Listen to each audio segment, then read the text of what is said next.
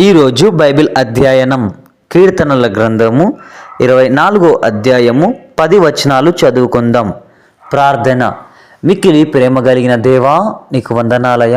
మరి చదువుతున్నటువంటి లేఖనాలలో మాకు జ్ఞానాన్ని అనుగ్రహించండి. ఆమేన్.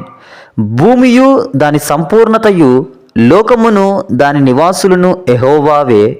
ఆయన సముద్రముల మీద దానికి పునాది వేసెను, ప్రవాహ జలముల మీద దాన్ని స్థిరపరచెను. యెహోవా పర్వతమునకు ఎక్కదగిన వాడెవడు? ఆయన పరిశుద్ధ స్థలములలో నిలవదగిన వాడెవడు? వ్యర్థమైన దాని యందు మనసు పెట్టకయు, కపటముగా ప్రమాణము చెయ్యకయు, నిర్దోషమైన చేతులను శుద్ధమైన హృదయమును కలిగి యుండువాడే. వాడు యెహోవా వలన ఆశీర్వాదమునందును, తన రక్షకుడైన దేవుని వలన నీతిమత్వమునందును ఆయన ఆశ్రయించువారు. యాకోబు దేవా, నీ సన్నిధిని వెతుకువారు అట్టివారే. గుమ్మములారా, మీ తలలు పైకెత్తుకొనుడి. మహిమగల రాజు ప్రవేశించున్నట్లు పురాతనమైన తలుపులారా, మిమ్మును లేవనెత్తుకొనుడి. మహిమగల ఈ రాజు ఎవడు? బల శౌర్యములు గల యెహోవా, యుద్ధశూరుడైన యెహోవా.